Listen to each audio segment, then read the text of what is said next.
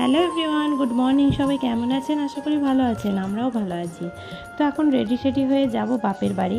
রোজার মাস তো এখন কিছু কেনাকাটা করেছিলাম বাড়ির সবার জন্য, তো সেগুলোই দিতে যাব। তারপরে তো আবার ঈদের সময়কে যাব বাড়ি। তো আপনারা এর আগের ব্লগে তো দেখেছেন যে দাদি কিভাবে মারা গেল, আমি সবটাই শেয়ার করেছি ইউটিউবে সবার সাথে। তো আমাদের তো নিয়ম আছে অনেক কিছু, যে মারা গেলে যারা খুব কাছের মানুষ হয় তাদেরকে তো কিছু না কিছু দিতে হয়, সেইগুলো দেওয়ার জন্যই আরও যাব।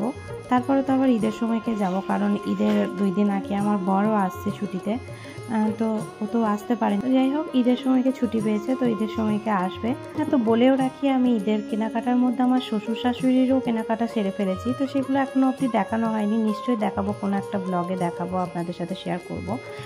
তো এই যে আমি এখন রেডি হয়ে নিয়েছি, স্নানও কমপ্লিট হয়ে গেছে। বাসেই যাব, কারণ গ্রাম থেকে যেই টোটোটা আসে সেই টোটোটাকে ফোন করেছিলাম, কিন্তু বললো যে না, হবে না, অন্য একটা ভাড়া আছে। তো ওই জন্য ভাবলাম যে বাসেই চলে যাবো। ব্যাগও বেশি হয়নি, এমনিতেই আজকে যাব কালকে চলে আসবো, এরকম একদিনের ব্যাপার।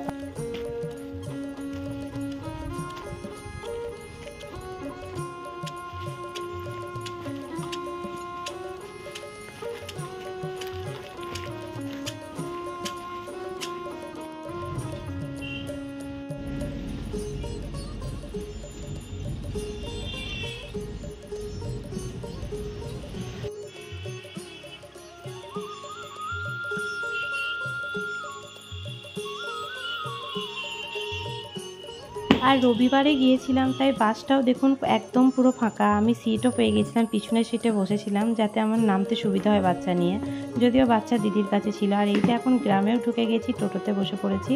তো সবাই হয়তো ভাববেন যে কুটুস কোথায়, কুটুস ওর নানুর সাথে বাইকে করে চলে গেছে। তো আমরা 3 জনে মিলে আছি, মানে আমি, দিদি আর কিট্টু।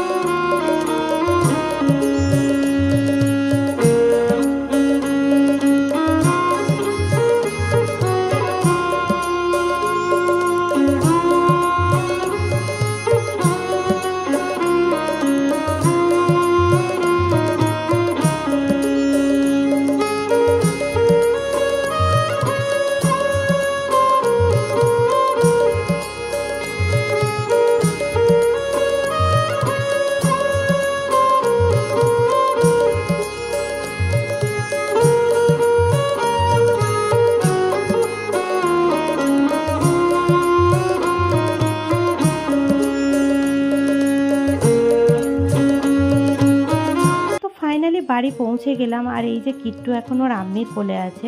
একদিন পর ও আম্মিকে পেয়েছে, তো আম্মির কোল থেকে নামতেই চাইছিল না। তো যাই হোক, এখন সবাই মিলে যাচ্ছি আমার দাদির বাড়িতে। তো সবাই রোজা করেছি, তো কিট্টুকে একটু ভাত খাইয়ে দিলাম। তো খুব তাড়াহুড়োর মধ্যে এলাম, কারণ মা বললো আজকে তোর বড়ব্বার ডায়ালিসিস আছে, একটু তাড়াতাড়ি চল, তাহলে দেখা হবে। তো ওই জন্য একটু তাড়াতাড়ি এসে দেখলাম এই যে বড়ব্বা বেরিয়ে যাচ্ছে ডায়ালিসিস করতে। তো চলুন এখন শেয়ার করি আমার দাদির রুমটা। বাড়িতে এসেই জানেন তো কীরকম একটা বুকের ভিতর হয়ে গেল, কারণ আমার দাদির বাড়ি আসার সঙ্গে সঙ্গে যেই মানুষটা সবার আগে ছুটে বেরিয়ে আসতো সেটা আমার দাদি। তো আজকে দাদি মারা যাওয়ার পর আমি প্রথম ওই বাড়িতে ঢুকলাম, কিন্তু বুকের ভিতরটা কীরকম হয়ে গেল যে আমার দাদি নেই। এত বড় ঘরটার মধ্যে সব মানুষ আছে, দাদি নেই, তাই মনে হচ্ছে ঘরটা কত ফাঁকা। তো এই যে আমার বড়ব্বা এখন যাচ্ছে ডায়ালিসিস করতে। সবাই আমার বড়ব্বার জন্য দোয়া করবেন, যেন মানুষটা ভালো থাকে, সুস্থ থাকে, কারণ যে চলে যায় সে আর ফেরত আসে না। তো যেটুকু পারলাম সেটুকু ভিডিও ক্লিপস নিলাম। তো এই যে বড়ব্বারা এখন চলে গেল, আর এখন যাব আমার ফুপুর বাড়ি, কারণ ফুপুকে দেখা করে আসবো। একজন আমাকে কমেন্ট করেছিলেন যে দিদি ভাই আপনার ফুপুর বাড়ি কোথায়। তো আমার ফুপুর গ্রামেই বিয়ে হয়েছে।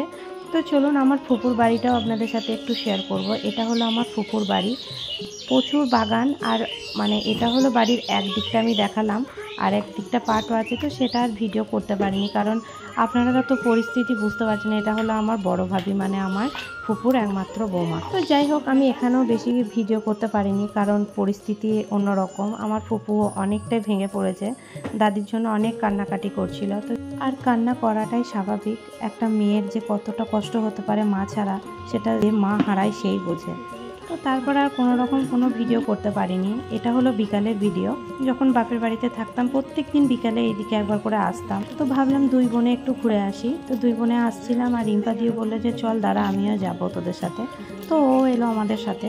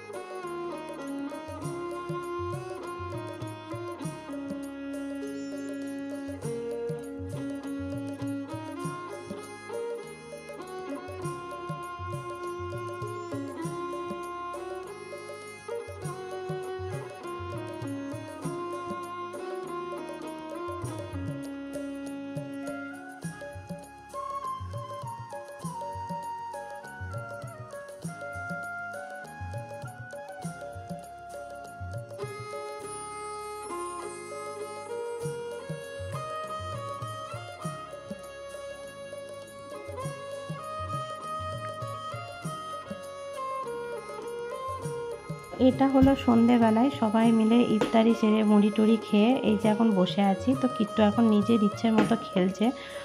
তো ও ওখানে থাকতে খুব পছন্দ করে। যখনই বলি আহির বাড়ি চলে যাব তখনই ও বলে না আমি একদম যাব না, এখানেই থাকবো, আমি আম্মির বাড়িতে থাকবো। কারণ এখানে অনেক খোলামেলা জায়গা পায়, তারপরে খেলার সাথী পায়। এখানে ওর খেলার সঙ্গী অনেক আছে, তো তাদের সাথেও সারাদিন খেলা করে বেড়ায়। তো ওই জন্য একদমই বাড়ি আসতে চায় না। কিন্তু যাই হোক এসে যে এখানে কান্নাকাটি করে বাড়িতে তা নয়, ও নিজের মতো করে অ্যাডজাস্ট করে নেয়। আর এই গাড়িটা হলো কুটুস সোনার, মানে কুটুসের ফার্স্ট বার্থডেতে আমি আর ওর বাবু মিলে ওকে গিফট করেছিলাম এটা। তো এটা এখানেই থাকতো। তো ওই গাড়িটা দেখার পর তো নানুকে জোর করে এটা বের করালো, তারপরে ধুয়ে পরিষ্কার করালো। তো এখন ওই গাড়িটা নিয়ে এই যে আমাকে বলছে তুমি ঠেলে বেড়াও, আমি এখানে চাপবো। তো এই হলো কাজ। ও গাড়িটা খুব পছন্দ হয়ে গেছে। তো ও বলছে আমি আর দাদানকে দেবো না, যদিও দাদান আর এই গাড়িটাই চাপে না, মানে আমার কুটুস সোনার এই গাড়িটাই চাপে না। তো ও বলছে আমি এটা আহির বাড়ি নিয়ে চলে যাবো, আহির বাড়িতে নিয়ে আমি এটাতে চাই। আর আহির বাড়িতে শুধু একটাই জায়গাতেও চালাতে পারবে, সেটা হলো নিচের ডাইনিংয়ে আর ওপরে ছাদে। তো সেই জন্য আর কি আব্বা এটা বেঁধে আমার বাড়িতে নিয়েও যদিও চলে এসছে এখন। তো গাড়ির পিছনে বেঁধে এটা আমার বাড়িতে দিয়ে এসছে, কারণ কিট্টু বায়না করেছিল। তো কিট্টু যেটাই চায় সেটাই ওর নানু ওকে দিয়ে দেয়। তো ওই জন্য ওর নানু গাড়িটাও এখানে রেখে দিয়ে গেছে। তো এই যে এখন বাড়ি থেকে টোটো করে দিয়েছে, তো সেই টোটোটা করেই এখন চলে এসেছি সন্ধ্যাবেলায়, মানে রবিবারে গিয়েছিলাম, সোমবারে সন্ধ্যাবেলায় চলে এলাম। তো যাই হোক আজকের ভিডিওটি আর বেশি বড় করলাম না। যদি আজকের ভিডিওটি ভালো লেগে থাকে লাইক শেয়ার কমেন্ট করে দেবেন। দেখা হবে নেক্সট ব্লগে। টাটা।